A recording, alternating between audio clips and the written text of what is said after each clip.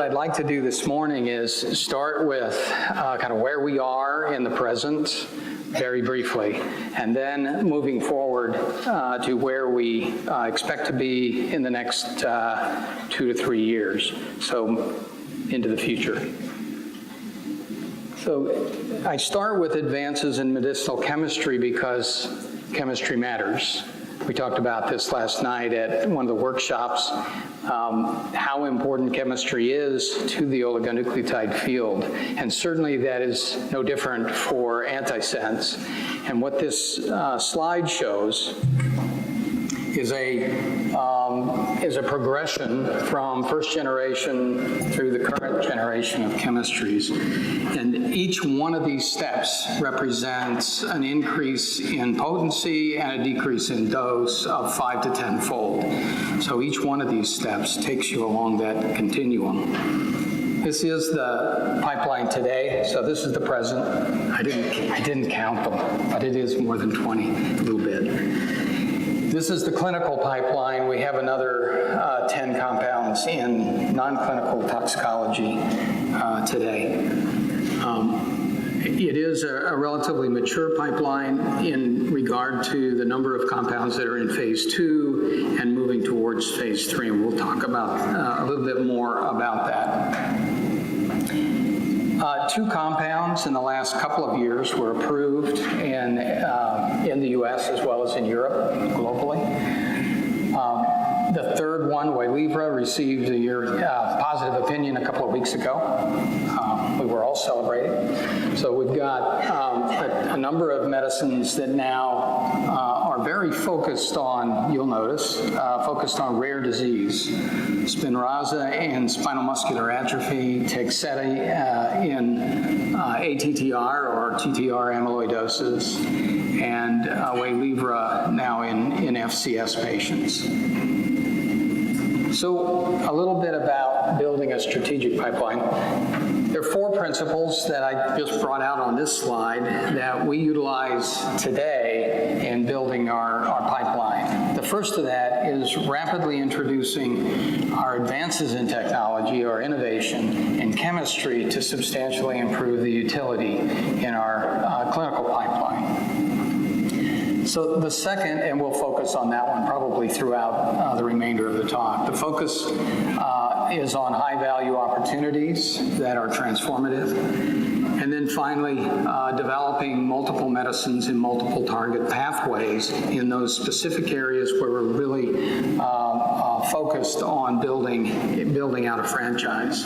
That includes SMA, it includes ALS, it also includes NASH, a few other areas where we're really focused on developing many different plays down multiple pathways, and then participating in all sizes of patient populations. So it isn't just limited to rare disease. You see that the early pipeline, the early approvals are very focused there, but today we're moving into larger pipelines, and we'll talk a bit about that as we go forward. This slide just represents how we're moving the new technologies into the pipeline. And it illustrates that we have 11 in the new chemistries, a total of 23, if I get that math right, 24, I guess, 24 medicines in the new chemistries, Gen 2 plus LICA, the 2.5 and the 2.5 LICA. LICA in these molecules all representing the GalNAc conjugate. And all the while continuing our investment in core research, core chemistry. And you'll hear more about that as we go through the day. This is our LICA pipeline, or the GalNAc pipeline, 13 medicines, now 12 of them in clinical trials. The final one coming later this year into phase 1. And so you can see that it's a broad spectrum of severe and rare, cardiometabolic, and some other applications. So what is the GalNAc doing for our oligonucleotide therapeutics? A Gen 2 unconjugated oligonucleotide represents, over on the right-hand side, the dose response. In very consistent over a relatively narrow range of doses, all weekly doses, ranging from 50 milligrams up to about 400 milligrams. So you can see what that dose response looks like, and what the GalNAc does is shift it 20 to 30-fold, and this is all clinical data. So the compounds on the right were then conjugated, and they're represented on the left with one additional compound added. But just to give you that consistency within the chemistry platform. And of course, the consistency of that allows us, as we move forward, to amortize a lot of our learnings into the next compound and the next compound. So monthly and less frequent dosing is also enabled by this chemistry. This is monthly dosing with the LICA targeting an ApoC3 messenger RNA in high triglyceride patients, and this is showing the ApoC3 target knockdown, fairly rapid with the single dose, and then maintained at about 80 to 85% reduction. So that brings forward the medicines that are likely to move into registration trials in the next 2 years. The top 4 moving into registration trials this year, and those are the 4 I want to talk to you about. 2 of those are intrathecally injected second-generation chemistry. 2 of them are the LICA or the GalNAc conjugated oligos, moving into relatively large populations. Certainly larger. Okay, so let's start with Huntington's disease. This is the HTT compound. It is a second-generation oligonucleotide using the 2' methoxyethyl chemistry in a gapmer design, using RNase H as the mechanism for taking out or killing the messenger, if you will. A comprehensive phase 3 program was initiated in January by our partner Roche, and I'll talk a little bit about the phase 2 data that led up to that, and then move to the phase 3 design. So this was a phase 1/2 program that started in patients. These are patients with early Huntington's disease. And it started with every 4-week administrations over a 13-week period, and then a post-treatment evaluation prior to going into a long-term open-label extension. Doses are shown on the left-hand side. So what we saw was dose-dependent. This is individual and mean knockdown of the HTT. So this is proof of concept, looking for knockdown of the Huntington, or the HTT protein in the CSF. And what we showed was at the 90 and 120 milligram dose, essentially a knockdown of 40 to 50% in CSF. When you go back to the preclinical data, what that showed us is that CSF mimicked what was happening in the tissues, but it underrepresented or underpredicted what you would expect to see in the tissues. So 50% was 75% in tissue, 60% was 90% in tissue. So that gives you kind of a range of what we are expecting to see in terms of messenger RNA knockdown. Again, this is just just showing, I believe this is the 120 milligram dose with mutant Huntington knockdown, and the green being the average. And you can see, even following the last dose, continuing to reduce to about 50% on average. We now have additional data out to a couple of months, and it continues to decline. So we know that the duration is quite high and that the activity is maintained. And just recently, I believe as recent as late last week, we've extended in the phase 3 to every 4-month dosing. So quarterly dosing, it's a little bit better than quarterly, 3 times a year, whatever that is, trientenally. right, so post-hoc analysis of the data also showed a correlation with an activity measure. So this was proof of biology, proof that taking down the Huntington message and thus the production of the protein also resulted in an advantage or an improvement in functional score. This is a pretty complicated score. It includes composite motor, cognitive, and functional clinical outcome measures. To see this in 3 months was not expected. So it was exciting to be able to see something in such a short term. And now we've moved these patients into long-term treatment. This is the design of the phase 3 program. And just shows you that we've got 3 dose groups with 2 different regimens and a placebo group that is then alongside that. A total of 660 patients will be enrolled in this study. It's enrolling quite rapidly, and we also at the end move all of these patients into an open label extension. And there's an optional selection of whether they stay with one or the other treatment. Okay.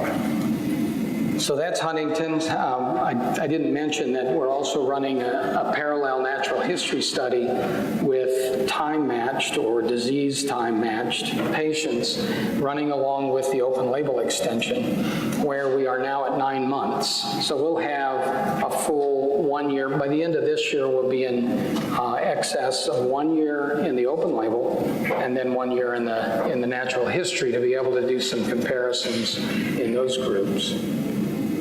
All right, so this is the ApoA LICA. So we're moving from a second generation unconjugated dosed intrathecally to an ApoA LICA, which is a GalNAc conjugated compound targeting the protein ApoA, which is covalently linked to LDL and results in a very bad LDL. You got bad cholesterol, and then you got really bad cholesterol, Lp(a).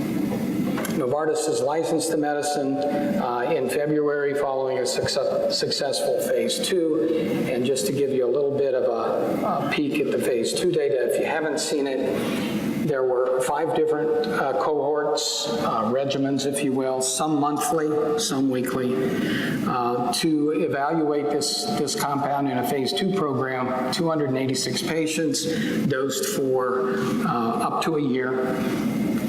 And these were patients with existing cardiovascular disease, already had an MI or an event, a MACE event, and then with elevated LPA, and then dosed him, randomized into these groups.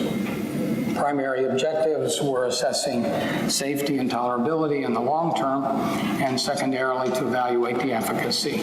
So this is the PD, looking at Lp(a) in concentration over time and the different dose groups. And you can see that it was highly dose dependent, starting with 20 milligrams once a week in the green on the top to 20 milligrams, once a month on the top and once a week on the bottom. So essentially the equivalent of 80 milligrams once a month, which is the selected phase 3 dose. And you can see why that we're pretty confident that the once a month dose will give you the equivalent of a weekly dose. Here we had 20 milligram given every 2 weeks or 40 milligram given once a month, and they're essentially superimposable in their response. This is looking, once again, at the end point, at the 6-month endpoint, 2 weeks after the 6-month dose, 6-monthly dose or the weekly dose, up to 80% reduction in Lp(a). And importantly, thresholds matter with Lp(a). So a normal threshold, getting below 50 milligram per deciliter was a target. All of these patients came in with a mean of about 100 milligrams per deciliter, but all above 60 milligrams per deciliter. So in the danger range, and this just is a measurement of all of those who were able to exceed. at 50 milligram. This doesn't want to go forward. There it is. So the next step is a cardiovascular outcome trial. Sites are being set up today, and we expect either late this year or very early next year to dose our first patient in this study. All right. The third compound is the TTR LICA. So Ttr amyloidosis, moving and building on our franchise of Tegsedi. This takes the GalNAc of essentially the Tegsedi molecule. No change in chemistry, or no change in sequence, several changes in chemistry. First change is the conjugate, second change is a reduction in the phosphorothioate in the backbone. So we have a backbone slight change where we've kind of peppered it with non-sulfur throughout the backbone, and then with the LICA on the 5' end. We expect to share the phase 1/2 data in the fall at a scientific meeting, and plan to initiate the registration studies towards the end of this year, fourth quarter. We've had initial very positive discussions with regulators, allowing us to move this program forward very rapidly. All right, and the last one is SOD1. Hopefully we're doing good here. And SOD1 is a play in ALS. All right, so ALS or Lou Gehrig's disease, or however you know it, is a terrible progressive neurodegenerative disease. SOD1 is one of the familial cases within the ALS larger population. So what we're doing, the pivotal study initiation is planned by Biogen. We expect that to initiate dosing any time now. We now have 2 ALS-targeted medicines in the clinic together with Biogen. The second one, C9orf, is moved in late last year. So a little bit about SOD1. There are multiple SOD1 mutations, and the progression of the disease is quite different depending on which mutation you have. So the plan that Biogen has is to enrich the phase 3 program with rapidly decreasing or rapidly declining ALS. And this is what that looks like. If you look at the different groups, you can have very rapidly progressing disease versus some longer progressing disease. And so the enrichment strategy will bring in a bit more than half of the patients in this series of mutations. This is what the phase 1/2 looked like. There's dose escalation, single doses, then multiple doses, and ending up with a 100 milligram dose. Proof of concept, proof of biology, both happening very similar to what we saw with HTT, seeing knockdown of the SOD1 protein as well as functional outcome even in a 3-month period, particularly with those, maybe I left out a slide, particularly in those patients who were rapidly progressing, saw amazing results that you could only, I think, dream about a few years ago for those patients who are rapidly progressing. All right, so in conclusion, 3 Gen 2 medicines approved in the last couple of years, 2 through full approval, 1 still in process. Broad strategically built pipeline positioned to deliver additional medicines into registration trials. And the 4 we've talked about here, I won't go back through those. All 4 of these phase 3 programs are on track to begin this year, and many more in the next couple of years to follow. So I want to thank all of those involved in making this possible. All patients in particular who participated in the clinical trials and are participating, medical leaders that shepherd these medicines through testing, our partners, our commercial affiliate here in Cambridge, and colleagues too numerous to list, and of course the leaders at the company, Stan and Brett. Thank you very much.